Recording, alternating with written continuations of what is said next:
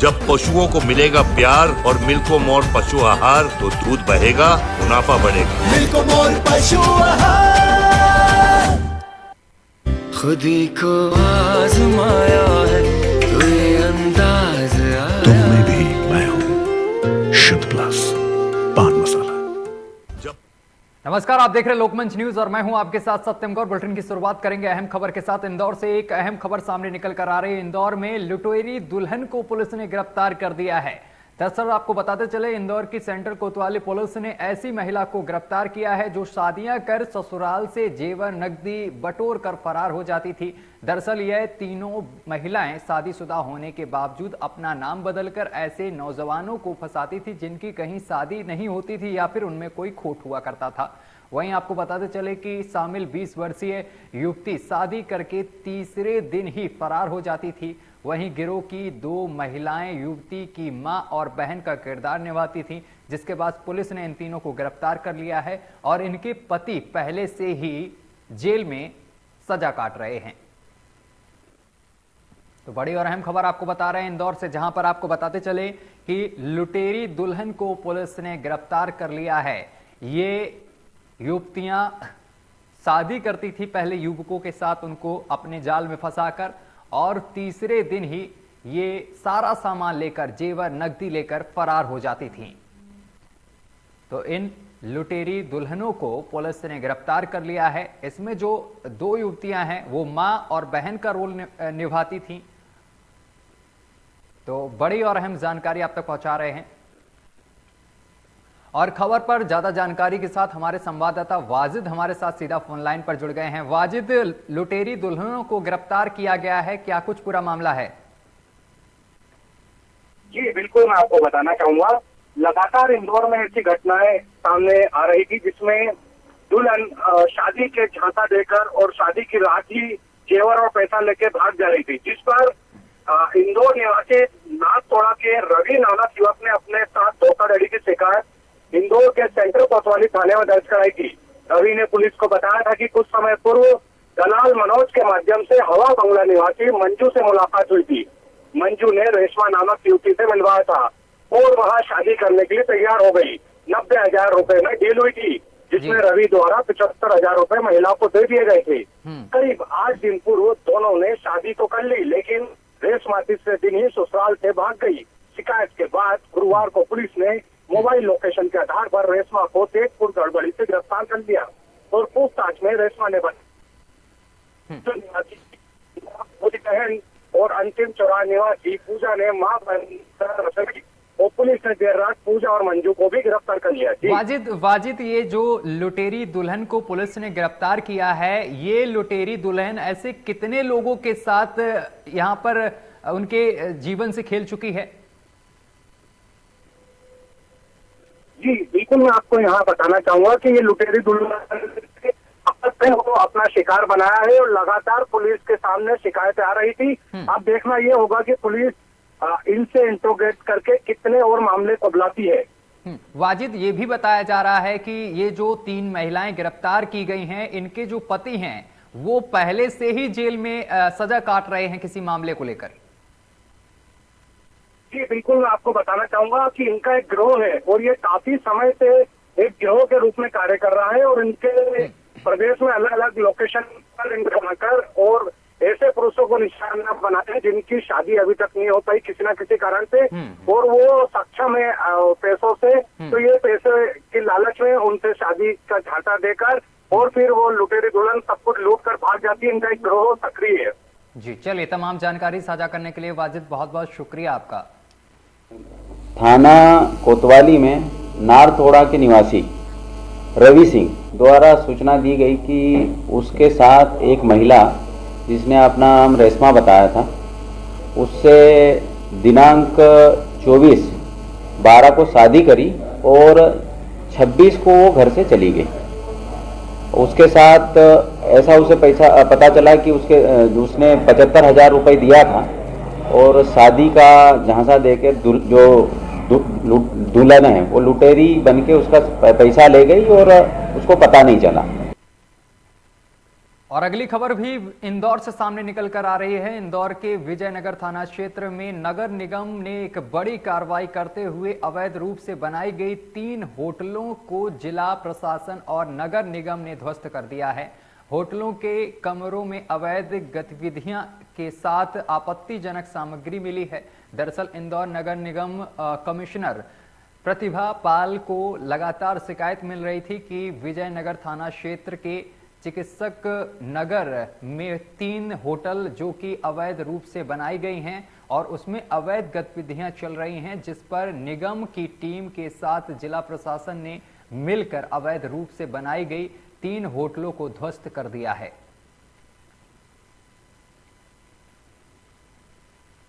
और खबर पर ज्यादा जानकारी के साथ हमारे संवाददाता लगातार हमारे साथ जुड़े हुए हैं वाजिद, यहां पर 3 होटलों को ध्वस्त कर दिया गया है, क्या कुछ पूरा मामला है? बताया जा रहा है यहां से लगातार शिकायतें मिल रही थी। वाजिद, मैं आपको बताना चाहूंगा कि लगातार इंदौर स्मार्ट सिटी की ओर रहा है, तो वहीं कहीं ना कहीं लोग इसका नाजायज फायदा भी उठा रहे हैं और उन्होंने रेसिडेंशियल परमिशन लेकर कमर्शियल काम कर रहे थे। तो इसी प्रकार ये 3 होटल भी अपना रेसिडेंशियल लाइसेंस लेके ऑपरेट कर रही थी। जब निगम को इसकी शिकायत मिली तो निगम की टीम ने उनको नोटिस जारी किया और तत्काल इन 3 होटलों को छोड़ दिया गया। तो जांच की गई तो पता चला कुछ अभी गाड़ी भी चल रहा, कुछ अवैध सामग्री भी मिली, जिससे प्रतीत हो रहा है कि होटलों में अवैध रूप गतिविधियां संचालित की जा रही थी, जिसको लेकर ये कार्रवाई की गई है और इन 3 होटलों को ध्वस्त किया गया है। जी चलिए, तमाम जानकारी साझा करने के लिए बहुत बहुत शुक्रिया आपका वाजिद। अरे यार क्या कर रहे हैं यार, सवाल हुआ नहीं, रिकॉर्डिंग की सर आज किस तरह की रिमूवल की कार्रवाई की गई है? देखिए, चिकित्सक नगर में कुछ होटल्स का संचालन हो रहा था और संचालन में पहली बात तो जो बिल्डिंग बनी हुई थी उन बिल्डिंग में बहुत सारे इलीगल कंस्ट्रक्शन थे। फ्रंट एंड में निर्माण था, अंदर जो कंपाउंडेबल नहीं है वहाँ पर भी निर्माण किया गया था और सारे के सारे कमर्शियल चल रहे थे। तो पहली बात तो इलीगल निर्माण किया है और वायलेशन, जो यूज वायलेशन है वो।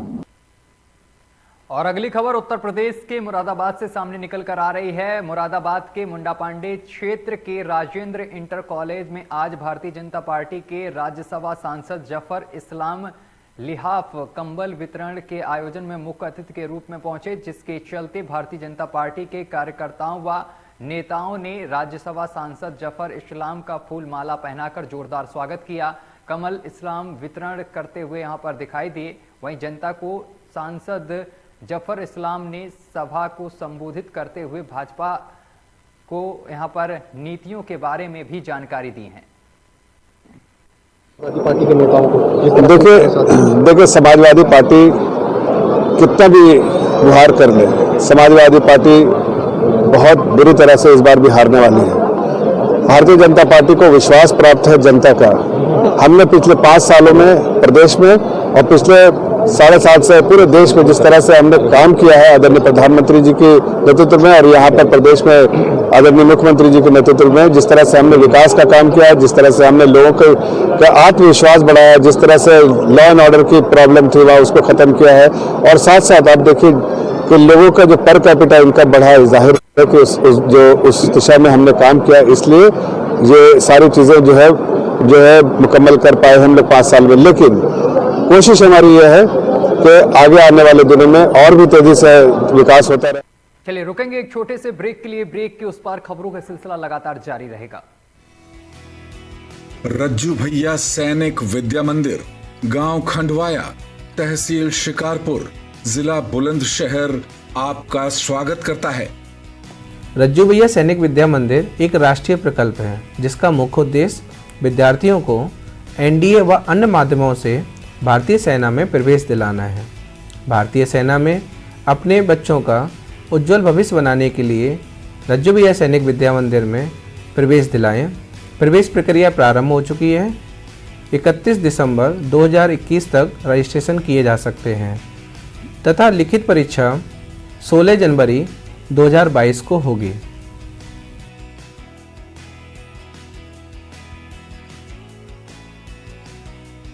जो बच्चे रिटन एग्जाम क्लियर कर लेंगे उनका साक्षात्कार होगा।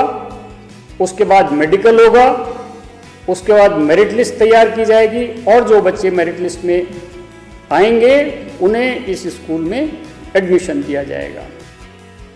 योग्य शिक्षकों के माध्यम से रज्जू भैया सैनिक विद्या मंदिर में छात्रों को योग्य सैनिक, योग्य नागरिक और सफल मनुष्य बनाने के अवसर का लाभ उठाएं।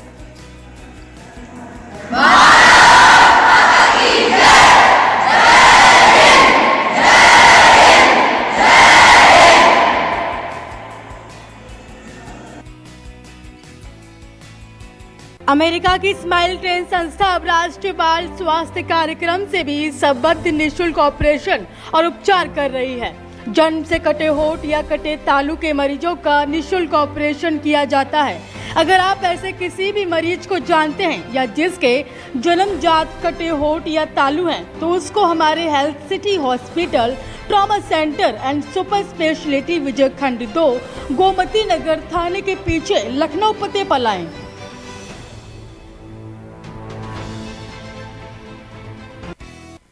और ब्रेक के बाद आप सभी दर्शकों का एक बार फिर से स्वागत है। संभल का रुख करेंगे। संभल के गुन्नौर में लगातार अवैध कब्जे वाली जमीन को प्रशासन की तरफ से कब्जा मुक्त कराया जा रहा है। प्रशासन ने अब तक लगभग 10,000 बीघा से अधिक जमीन को कब्जा मुक्त करा दिया है।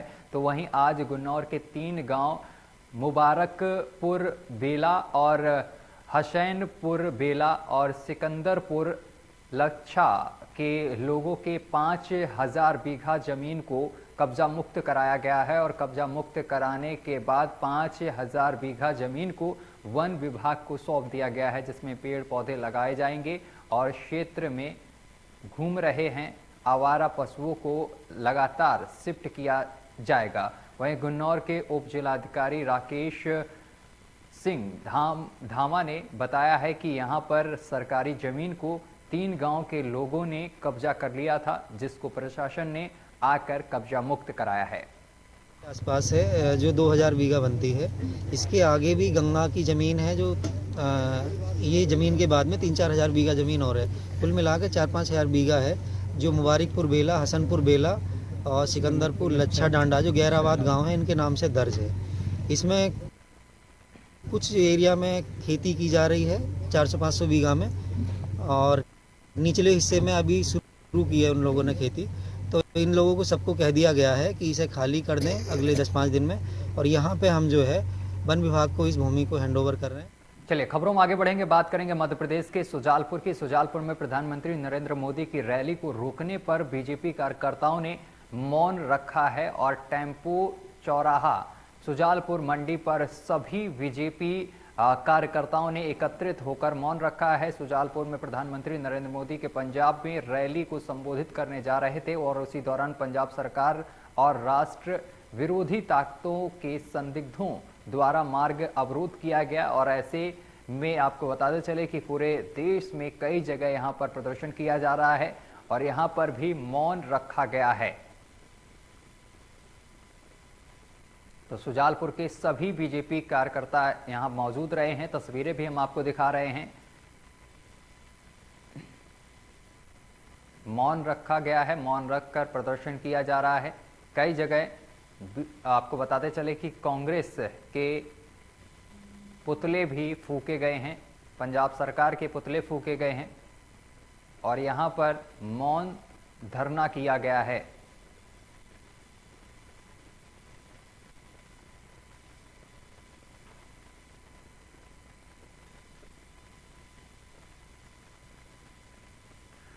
तो बड़ी और अहम जानकारी आप तक पहुंचा रहे हैं